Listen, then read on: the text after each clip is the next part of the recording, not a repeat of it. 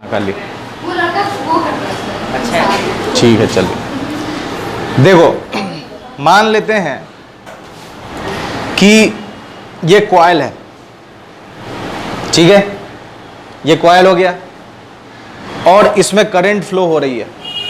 ये कॉइल है और इसमें करंट फ्लो हो रही है। ये जो आप पाइप देख रहे हैं, ये पाइप क्या है, इसके एक्सिस से पास हो रहा है, यही ना इसका एक्सिस है। इसको घुमाएंगे तो यही एक्सिस हो जाएगा, ठीक है। ये इसके एक्सिस से ये पाइप पास हो रहा है। हमें इस पॉइंट पर, इसका जो एंड है, या मान लो ये या ये कोई भी आप पॉइंट ले सकते हैं, इस पॉइंट पर हमको मैग्नेटिक फील्ड निकालना है इस तार की वजह से। ये जो तार है इसमें करंट फ्लो हो रही है और इसकी वजह से हमको क्या निकालना है, मैग्नेटिक फील्ड निकालना है। बात समझ में आ रही? तो काम क्या करना है ये पहले समझ में आ गया कि करंट कैरिंग कॉइल है और इस कॉइल के सेंटर पर नहीं, सेंटर पर हम लोग पहला काम कर चुके हैं, है ना। सबसे फर्स्ट एप्लीकेशन क्या था, सेंटर पर। तो सेंटर पर नहीं, अब हम उसके एक्सियल पॉइंट पर काम कर रहे हैं। तो अब यहां पर ये जो बायोट सवार्ट सोलर लगाने के लिए जो काम सब हम करेंगे वो इसके मदद से हम समझेंगे और एकदम समझ में आने वाला है, ठीक है। एकदम अच्छे से क्लियर हो जाएगा कि क्या क्या हम काम कर रहे हैं। तो बायोट सवार्ट लॉ किसके लिए एप्लीकेबल है? बायोट सवार्ट लॉ ये करंट एलिमेंट के लिए एप्लीकेबल है। तो सबसे पहले हम क्या करेंगे, इसमें एक करंट एलिमेंट लेंगे। बात समझ में आ रही है? सबसे पहले हम क्या करेंगे, इसमें एक करंट एलिमेंट लेंगे। तो करंट एलिमेंट लेने के लिए हम क्या करते हैं, यहां पर एक करंट एलिमेंट ले लिए, ये करंट एलिमेंट ले लिए, ठीक है। क्या किए हम, करंट एलिमेंट ले लिए। ध्यान से समझिए, ये करंट एलिमेंट हम ले लिए। इस करंट एलिमेंट से इस पॉइंट पर निकालना है, तो करंट एलिमेंट को हम ऐसे जोड़ दिए। ये हो गया क्या चीज, आर, ठीक है। डिस्टेंस हो गया, ये हो गया करंट एलिमेंट। ये करंट एलिमेंट और यहां ये करंट एलिमेंट को अगर आप थोड़ा बड़ा करके देखिएगा तो ये कुछ थीटा बनाएगा यहां पर, ठीक है, कुछ थीटा बनाएगा। चूंकि ये छोटा सा एलिमेंट है इसलिए इससे जो यहां पर मैग्नेटिक फील्ड बनेगा वो भी कैसा होगा, छोटा होगा, ठीक है। बायोट सवार्ट्स लॉ क्या होता है, तो बायोट सवार्ट्स लॉ है आपका dB बराबर mu naught by 4 pi IDL sine theta by are square, ठीक है। तो हमको क्या क्या निकालना है, आईडीएल निकालना है, साइन थीटा निकालना है, आर स्क्वायर निकालना है। इस तीन चीज के वैल्यू को इसमें फाइंड करके पुट कर देंगे, हमको मैग्नेटिक फील्ड निकल कर आ जाएगा। तो काम क्या कर रहे हैं ये एकदम समझ में आ रहा है। तो ये हम क्या किए, एक डीएल ले लिए, एक करंट एलिमेंट ले लिए। इस करंट एलिमेंट की वजह से हमको इस पॉइंट पर मैग्नेटिक फील्ड निकालना है। तो मैग्नेटिक फील्ड वेक्टर क्वांटिटी, इसके पास क्या क्या होगा, मैग्नीट्यूड होगा और क्या होगा, डायरेक्शन होगा। तो मैग्नीट्यूड तो हम इससे निकाल लेंगे। दूसरी चीज क्या निकालना हमको, डायरेक्शन। तो डायरेक्शन के लिए हम क्या करेंगे, तो डायरेक्शन के लिए हम यूज करेंगे राइट हैंड थंब रूल, ठीक है। Right hand thumb rule use करेंगे। तो right hand thumb rule use करेंगे तो इसमें करंट कुछ इस तरह है। तो इस फिगर को ऐसे करते हैं, ठीक है। अब देखिए ये फिगर इससे मिल रहा है। मान लेते हैं करंट एलिमेंट यहां पर, इस पूरे रिंग को अगर छोटे छोटे टुकड़ों में, मान लो ये इतना इतना टुकड़ा अगर ले, ये स्कोप आपको दिख रहा है, इसको एक एलिमेंट मान ले तो ऐसा ऐसा बहुत सारा एलिमेंट आपको मिलेगा। तो ये एक छोटा सा एलिमेंट हम यहां ले लिए, ठीक है। इस एलिमेंट की वजह से हमको इस पॉइंट पर मैग्नेटिक फील्ड निकालना है। तो इस एलिमेंट की वजह से मैग्नेटिक फील्ड निकालना है। तो सबसे पहले हम किसका काम कर रहे हैं, डायरेक्शन का काम कर रहे हैं। किसका काम कर रहे हैं, तो ये एक एलिमेंट यहां ले लिए, ठीक है। मान लीजिए इस एलिमेंट को दिखाने के लिए हम यहां यूज करते हैं ये, ठीक है। ये एलिमेंट ऐसा यहां एलिमेंट डाल दी, ये करंट एलिमेंट हो गया, छोटा सा टुकड़ा है यहां पर। अब इस एलिमेंट की वजह से इसमें करंट कैसे जा रहा है, ऐसे जा रहा है, ठीक है। ये क्या हो गया, क्लॉकवाइज करंट। कैसा जा रहा है, क्लॉकवाइज। तो थंब रूल लगाएंगे, या मान लेते हैं इसमें एंटी क्लॉकवाइज। तो गेट लगा दो, गेट लगा दो, तार देख के जाना, ठीक है। देखिए बैठो बैठो, ये क्या किया हम, करंट एलिमेंट ले लिए, ठीक है। बैठ जाओ, आराम से बैठ जाओ, कोई दिक्कत नहीं, ठीक है। क्या किए यहां पर हम, क्या ले लिए, करंट एलिमेंट ले लिए। इसमें करंट किस तरह जा रही है, एंटी क्लॉकवाइज। थंब रूल लगाएंगे। थंब रूल लगाएंगे तो थंब ऐसे रखे और ये ऐसा बता रहा है, थंब ऐसे रखे तो ये ऐसे जा रहा है ना, मतलब इसमें जो मैग्नेटिक फील्ड बनेगा वो कुछ ऐसा बनेगा, इससे निकलकर ऐसे घुसेगा, फिर इधर से निकलकर ऐसे कुछ ऐसा मैग्नेटिक फील्ड बनेगा पैटर्न आपके पास। बात समझ में आ रही है? यस और नो बोलो। ये करंट ऐसे है तो थंब रूल क्या कहता है कि ऐसे मैग्नेटिक फील्ड बनेगा, तो यह मैग्नेटिक फील्ड ऐसे बनेगा, तो इसमें करंट इस तरह है तो मैग्नेटिक फील्ड अंदर से ऐसे निकल कर ऐसे आएगी और फिर आएगा और फिर ऐसे जाएगा, तो इस तरह से मैग्नेटिक फील्ड बनेगा, है ना। अब ये जो मैग्नेटिक फील्ड बन रहा है तो एक रिंग बन रहा है, एज्यूम कीजिए यहां पर एक रिंग बन रहा है, ठीक है। इस रिंग पर, ये रिंग क्या है, कर्व है, और कोई भी कर्व पाथ पर हमको अगर डायरेक्शन निकालना है तो हम क्या ड्रॉ करते हैं, टेंजेंट। कोई भी कर्व पाथ पर अगर हमको डायरेक्शन ड्रॉ करना है तो हम क्या करते हैं, टेंजेंट ड्रॉ करते हैं। तो टेंजेंट कैसे ड्रॉ करेंगे, देखो यहां पर मान लीजिए तुम इधर आओ और इसको पकड़े रहो, ठीक है, इतना इतना पर पकड़े रहना, हाथ दुखे तो हाथ बदल लेना, ठीक है। देखिए समझो, आप बात नहीं करो, दोनों हाथ से पकड़ लो, स्ट्रेस रहेगा, ठीक है। देखो ये आपका कॉइल हो गया, इस पॉइंट पर हमको मैग्नेटिक फील्ड निकालना है। थंब रूल के बारे में आपको बताया कि ये हमने करंट एलिमेंट ले लिया, इस करंट एलिमेंट में ये क्या हो गया, करंट एलिमेंट है, करंट इस तरफ, मैग्नेटिक फील्ड ऐसे, तो ऐसा आपको रिंग बनता हुआ नजर आएगा, ऐसा रिंग बनता हुआ नजर आएगा। तो अगर ऐसा रिंग बन रहा है, मतलब उसमें अगर बताएं तो ऐसा रिंग बन रहा है, तो अगर हम इस पॉइंट पर मैग्नेटिक फील्ड निकालेंगे तो रिंग ऐसे बन रहा है, रिंग ऐसे बन रहा है ना जी, ऐसे जाकर, तो ऐसे रिंग बन रहा है, मैग्नेटिक फील्ड ऐसा बन रहा है। तो हमें क्या ड्रॉ करना है, टेंजेंट। तो टेंजेंट यहां पर अगर ड्रॉ करेंगे तो ये टेंजेंट होगा, तो मतलब यहां पर टेंजेंट मैग्नेटिक फील्ड कैसा, ऊपर की तरफ। लेकिन इस पॉइंट पर अगर हम मैग्नेटिक फील्ड ड्रॉ करेंगे तो कैसा बनेगा, ऐसा बनेगा। यह बात समझ में आ रही है? मतलब यह है कि अगर इस एलिमेंट के लिए इस पॉइंट पर अगर हम काम करेंगे तो टेंजेंट ऐसा होगा, और अगर हम इस एलिमेंट के लिए इस पॉइंट पर निकालेंगे तो टेंजेंट आपका ऐसा होगा। यह बात समझ में आ रही है? बात क्लियर है? ये करंट एलिमेंट, ठीक है, क्योंकि जो फिगर हम ड्रॉ करते वो हो सकता है कि आपके दिमाग में कंफ्यूजन क्रिएट कर सकता है कि ऐसा कैसे बन रहा है, ठीक है। इसलिए इस चीज से आपका पूरा क्लियर हो जाएगा। ये करंट एलिमेंट है, बात नहीं करो, ये करंट एलिमेंट है, इस करंट एलिमेंट में करंट किस तरफ, उस तरफ, तो करंट एलिमेंट थंब ऐसे रखें, ये मैग्नेटिक फील्ड ऐसे बन रहा है, मतलब मैग्नेटिक फील्ड ऐसा बनेगा। तो मैग्नेटिक फील्ड जब ऐसा बनेगा तो इस पॉइंट पर मैग्नेटिक फील्ड किधर जाएगा, टेंजेंट ड्रॉ करेंगे तो सीधा, और इस पॉइंट पर टेंजेंट ड्रॉ करेंगे तो ऐसा। यहां पर एग्जांपल है, तो मतलब अगर ये एक्सियल पॉइंट है तो यहां पर इस एलिमेंट की वजह से ये डायरेक्शन क्या हो जाएगा, इस तरह हो जाएगा मैग्नेटिक फील्ड, और ये आर आपका हो जाएगा। क्या इतना में दिक्कत है? बात समझ में आ रही? ठीक हम इसी के अपोजिट एक और करंट एलिमेंट ले लेते हैं यहां पर, इसका डायमेट्रिकली अपोजिट ही हो जाएगा, तो ये आर हो जाएगा, तो मैग्नेटिक फील्ड ये हो जाएगा। बात समझ में आ रही है? ठीक है, तो ठीक इसके डायमेट्रिकली अपोजिट, ये अगर ये है तो ये यहां पर ले लेंगे, सेम कहानी रिपीट हो जाएगी, ये आर हो जाएगा, तो यहां पर मैग्नेटिक फील्ड इसका ऐसा हो जाएगा।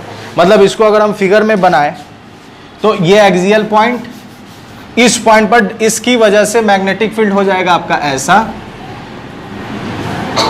ठीक है, डीबी वेक्टर, और इस यहां पर अगर हम करंट एलिमेंट लेते हैं तो इसकी वजह से मैग्नेटिक फील्ड कैसा हो जाएगा, ऐसा। बात समझ में आ रही है? कोई दिक्कत है इतना? ऐसा ऐसा बहुत सारा डीबी होगा, तो एक डीबी निकालकर हम इंटीग्रेट कर देंगे तो हमको पूरे का वैल्यू मालूम हो जाएगा। तो एक डीबी निकाल लेते हैं, तो एक डीबी निकालने के लिए क्या करेंगे, देखिए सबसे पहले हम निकालते हैं डीबी, तो डीबी बराबर mu naught by 4 pi I D L sine theta by are square. तो mu naught by 4 pi I D L, अब काम करते हैं किसका, साइन थीटा का। तो ध्यान से देखिए फिर से साइन थीटा के लिए, ये डीएल और ये डीएल से जो आर जाता है, यहाँ पर जो एंगल बनता है उसी को ना थीटा लेते हैं, उसी का साइन थीटा लेते हैं। तो ध्यान से देखिए, ये आर है और ये डीएल है, तो ये दोनों एक दूसरे पर कितना बना रहा है? 90 डिग्री परपेंडिकुलर, क्योंकि ये डीएल हो गया, ये आर हो गया। तो ध्यान से अगर आप देखिएगा, एज्यूम कीजिएगा, तो ये आपको कितना बनता हुआ नजर आएगा? 90 डिग्री। तो साइन थीटा कितना हो गया? साइन 90।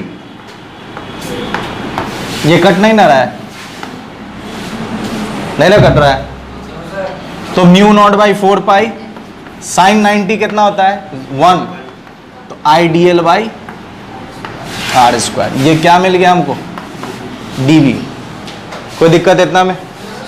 मतलब ये डीबी का वैल्यू हमको मालूम चल गया। अब क्या करेंगे? तो इसको रिजॉल्व कर देंगे। ये हो गया एक्स एक्सिस, ये हो गया वाई एक्सिस। मान लेते हैं यहां वाले को, इसको मान लेते हैं अगर फाई। ये फाई मतलब ये डी, ये जो आ रहा है आर, ये यहां कितना एंगल बना रहा है? फाई। नीचे भी कितना बना रहा है? फाई। अब ध्यान से दिमाग लगाकर बताइए, ये फाई है तो हम इसको फाई लिखेंगे या इसको फाई लिखेंगे? 1 को फाई लिखेंगे या 2 को फाई लिखेंगे? ये फाई है तो हम 1 को फाई लिखेंगे या 2 को फाई लिखेंगे? ये फाई है तो हम इसको फाई लिखेंगे या 2 को फाई लिखेंगे? मतलब ये फाई एंगल यहां बन रहा है, तो इसी से मिलता फाई एंगल ये वाला होगा या ये वाला होगा? 1 या 2? 1। अब समझिए इसको ध्यान से। देखो, इस एक्सिस, इस एक्स एक्सिस पर कौन परपेंडिकुलर है? वाई। मतलब एक्स पर कौन परपेंडिकुलर है? वाई। ठीक है, ये एक्स पर वाई परपेंडिकुलर। ठीक है, एक्स पर वाई परपेंडिकुलर। ठीक है, एक्स पर वाई परपेंडिकुलर। आर पर कौन परपेंडिकुलर? डीबी। तो आर पर परपेंडिकुलर है डीबी। आर पर परपेंडिकुलर कौन है? डीबी। अब ध्यान से इसको समझिए कि ये उंगली इस पर परपेंडिकुलर है, ठीक है, और ये उंगली इस पर परपेंडिकुलर है। हम इसको ऐसे जोड़ दें तो दोनों परपेंडिकुलर एक साथ हो गया। अब हम इस परपेंडिकुलर को ऐसे उठा रहे हैं, तो जितना एंगल इस दो उंगली इंडेक्स फिंगर के बीच में बनेगा, उतना ही कितना के बीच में बनेगा? थंब के बीच में। इसका मतलब कि अगर हम यहां से फाई उठाए हैं तो ये दो परपेंडिकुलर के बीच फाई बनाए, तो यहां भी दो परपेंडिकुलर के बीच फाई बनेगा। इसका मतलब हम किसको एंगल लेंगे? फाई किसको लेंगे? 2 को। मतलब ये मेरा फाई हो जाएगा। ये बात समझ में आई? ये दो परपेंडिकुलर, ये दो परपेंडिकुलर। अब हम इसको शिफ्ट करेंगे तो इस दो परपेंडिकुलर के बीच में जितना एंगल बनेगा उतना ही। और ये अगर 30 डिग्री शिफ्ट हुआ है तो यहां भी अंगूठा भी कितना शिफ्ट होगा? 30। तो ये फाई है तो ये फाई, और यहां भी फाई है तो इसको भी क्या करेंगे हम? बात समझ में आ रही? अब इसको रिजॉल्व कीजिए तो इधर कौन सा कंपोनेंट आएगा? इधर आएगा साइन और इधर आएगा कॉस। उसी तरह इसका इधर क्या आएगा? डीबी कॉस फाई, और इसका इधर क्या आएगा? DB sine phi. मतलब ऐसा ऐसा जितना भी एलिमेंट लेंगे सबका क्या मिलेगा हमको? जितना एलिमेंट लेंगे सबका कॉस कैंसिल हो जाएगा, सिर्फ सबका हमको क्या मिलेगा? Sine phi. मतलब जो नेट फील्ड होगा, जो बी हमको मिलेगा पी पर, ये जो पॉइंट हमने पी लिया है, इस पी पर जो मैग्नेटिक फील्ड मिलेगा वो मिलेगा हमको इंटीग्रेशन डीबी साइन फाई। ये बात समझ में आ रही? जो पी पॉइंट पर मैग्नेटिक फील्ड मिलेगा वो हमको क्या मिलेगा? बीपी बराबर इंटीग्रेशन डीबी। डीबी का वैल्यू हमने यहां निकाल लिया, पुट कर देंगे यहां, तो डीबी बराबर क्या हो जाएगा? इसको के मान लेते हैं, जगह कम है इसलिए इसके जगह K I D L by are square और साइन फाई और इसका इंटीग्रेशन। ठीक है, बात समझ में आ रही है? अब देखिए ध्यान से कुछ पॉइंट और, ये कैपिटल आर, ये स्मॉल आर, और यहां से यहां की दूरी क्या मान लो, ए। अब पूरा का पूरा मैथ्स है, ठीक है, पहले इतना नोट करो फिर आगे। वहां के बाद यहां लिख रहे हैं बीपी बराबर, ठीक है, उसमें से integration K I D L by are square sine phi को हम क्या लिख सकते हैं, परपेंडिकुलर बाय हाइपोटेनस, तो हम लिख सकते हैं आर अपॉन स्मॉल आर। तो बीपी बराबर हो जाएगा के आई डी एल, ठीक है, capital R by small r का क्यूब। अब इसमें से कांस्टेंट को बाहर निकाल लीजिए, कांस्टेंट को बाहर निकालिएगा तो हो जाएगा बीपी बराबर के बाहर, आई बाहर, कैपिटल आर बाहर, स्मॉल आर क्यूब बाहर, अंदर क्या रह गया, डीएल। अब छोटा छोटा डीएल डीएल डीएल डीएल जोड़ेंगे तो हमको क्या मिल जाएगा, सरकमफ्रेंस, सरकमफ्रेंस ऑफ सर्कल।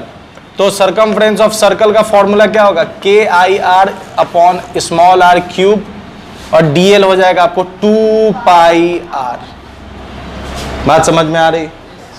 तो अब नीचे वाला जो आर है उसको ध्यान से देखो, इस स्मॉल आर को हम क्या लिख सकते हैं, root under r square plus a square. क्या हम इसको ऐसे लिख सकते हैं, या इस रूट को हम ऐसा लिख सकते हैं, पावर 1/2 लिख सकते हैं। तो यहां डाल देंगे तो बीपी बराबर आ जाएगा K I r 2 pi are, ठीक है, स्मॉल आर की जगह क्या डाल देंगे, r square plus a square का पावर कितना हो जाएगा, 3/2। पावर कितना हो जाएगा, 3/2 हो जाएगा, ठीक है। अब इसमें स्पेशल केस ले लेते हैं। स्पेशल केस क्या है कि अगर मान लेते हैं इफ ए बहुत बड़ा हो गया किससे,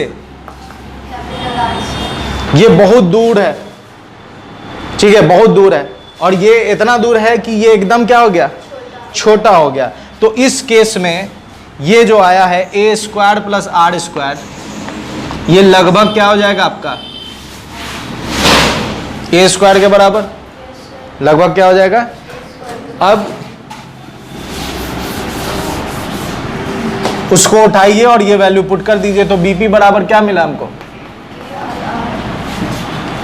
के I r 2 pi r by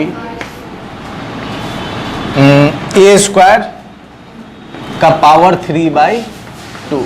तो 2 से 2 डिजिट, तो बीपी बराबर क्या मिला हमको, के आई, अब देखो इसको आर से आर को मल्टीप्लाई कर दो, या हम इसको ऐसे अरेंज करके लिख सकते हैं, के आई और 2, और इसको हम ऐसा लिख सकते हैं pi r square by a cube. क्या हम इसको ऐसा नहीं लिख सकते? और ध्यान से देखो तो पाई आर स्क्वायर, आर क्या है, रेडियस, पाई आर स्क्वायर किसका फॉर्मूला होता है, एरिया ऑफ सर्कल। तो हम यहाँ क्या डाल देंगे, बीपी बराबर के आई 2a बाई ए क्यूब। कोई दिक्कत इतना में, नीचे वाला भी मिटा रहे हैं। अच्छा, ये तब हम ये फॉर्मूला जब कॉइल में जो हम तार बांधे वो एक ही टर्न है, अगर मान लो बहुत बार लपेट देंगे तब कितना हो जाएगा, n टर्न्स। तो हम क्या करेंगे, इसको मल्टीप्लाई कर देंगे कितना से, n से। फॉर n टर्न्स बीपी क्या हो जाएगा आपका, K2 IAN। बात समझ में आ रही, n टर्न्स हो जाएगा तो हम उसको कितना से मल्टीप्लाई कर दिए, n से, बाई ए क्यूब। यहां तक में कोई दिक्कत नहीं ना। अब आप सेम चीज किसी दूसरे रिजल्ट से रिलेट कीजिए। किससे रिलेट कीजिए, आप ये पढ़े हैं, यहां प्लस चार्ज है, यहाँ प्लस क्यू, यहाँ माइनस क्यू, दोनों के बीच की दूरी 2 है, इसको क्या बोलते हैं, डाइपोल। इसको क्या बोलते हैं, डाइपोल। ये इसका एक्सियल पॉइंट, यहां से यहां की दूरी कितनी, आर, तो एक्सियल पॉइंट पर इलेक्ट्रिक फील्ड कितना होगा, K2P बाई आर क्यूब, यही था ना फॉर्मूला। तुम इसको इससे रिलेट करो, K के जगह K, 2 के जगह 2, आर क्यूब के जगह A क्यूब, तो P के जगह क्या है, NIA। इसका मतलब ये अगर इलेक्ट्रिक डाइपोल है तो ये किसको, इसको हम क्या बोलेंगे, मैग्नेटिक डाइपोल। बात समझ में आ रही है? तो मैग्नेटिक डाइपोल जब हम बोलेंगे तो BP आपका कहलाएगा, BP बराबर K2, और मैग्नेटिक डाइपोल को हम किससे दिखाते हैं, कैपिटल M से, by A cube, where M बराबर क्या है, NIA। ये मैग्नेटिक डाइपोल का फॉर्मूला हो गया। कोई दिक्कत है इतना में? I क्या है, करंट, A क्या है, एरिया, तो इसका SI यूनिट क्या हो जाएगा, एम्पियर मीटर स्क्वायर। इसका SI यूनिट हो गया एम्पियर मीटर स्क्वायर। इससे एक कंक्लूजन ये निकला कि जो कॉइल होगा, circular coil carrying current behaves as magnetic dipole. इसका कंक्लूजन क्या निकला, circular coil carrying current behaves as magnetic dipole. कोई दिक्कत इतना में? ये डेरिवेशन में, ये एप्लीकेशन में क्या था कि हमको एक्सियल पॉइंट पर निकालना है, तो एक्सियल पॉइंट पर निकाल दिए। बात समझ में आ रही है? कोई दिक्कत इतना में? वही अगर हम A के वैल्यू को 0 कर दें तो मैग्नेटिक फील्ड कहां पर निकल जाएगा, हमको सेंटर पर निकल जाएगा। कोई दिक्कत इतना में? तो इससे क्या क्या समझे कि किसी भी करंट कैरिंग सर्कुलर कॉइल के एक्सियल पर कितना होगा, K2M बाई A क्यूब। अगर आपको याद भी नहीं है तो आप इससे रिलेट कर लीजिए, इससे याद कर लीजिए। और दूसरा पॉइंट क्या आप समझे कि जो भी करंट कैरिंग सर्कुलर कॉइल होगा वो किसके तरह बिहेव करेगा, मैग्नेटिक डाइपोल की तरह। बात समझ में आ रही है?